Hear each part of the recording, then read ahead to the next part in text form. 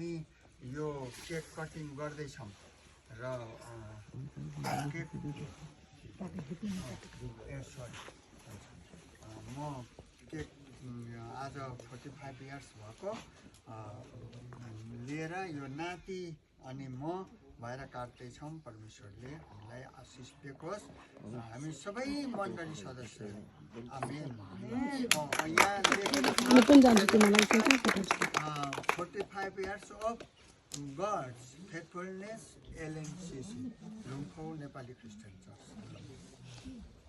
ल काट्यौँ ताली।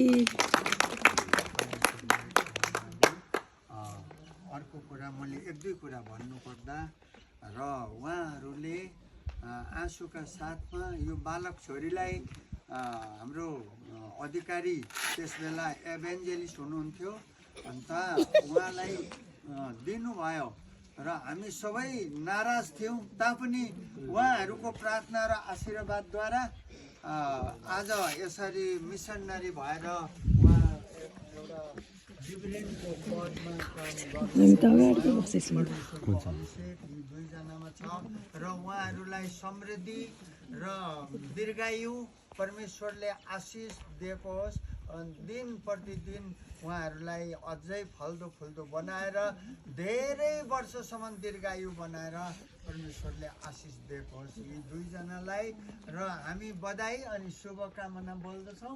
परमेश्वरले तपाईँहरू सबैलाई आशिष दिएको होस्। आमेन। हाम्रो रिभरेन्डजीले केही कुरा भनेर यो विशेष गरेर यहाँ उपस्थित भएको सबैलाई कृषि कमिटी नाम बिदायपछि र विशेष गरेर भन्नुपर्दाखेरि यस लुम्फूमा देखिएको ट्याक्कै 50 वर्ष पुगेको छ।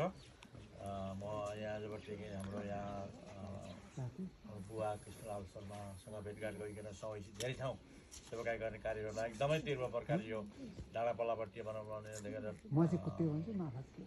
साइड भयो, यता इलामतिर भयो, त्यहाँदेखि गएर लैमाङतिर भयो, चिराचन्दपुरतिर धेरैतिर हामी सेवाकाई गर्दै गएपछि परमेश्वरको अनुग्रहद्वारा त्यसको लगभग 5 वर्ष पछाडि फेरि परमेश्वरको अनुग्रह भएर यसरी फेरि यहाँको नुम्बो चर्चको उद्घाटन पनि सरसरै गएर हामीको पवित्र विवाह गर्नलाई परमेश्वरले अनुग्रह गर्नुभयो र 45 वर्ष भयो होइन विवाह भएको पनि र हिजोको दिन र त्यसले गर्दाखेरि पनि यहाँ एउटा सम्झनाको रूपमा अनि यति वर्षसम्म रखपाल गर्नुभयो, सम्हाल्नुभयो भन्नको निम्ति पनि अनि एउटा त्यो मात्र नभएर आज सुन्दर मण्डली यहाँ पनि स्थापना भएको छ।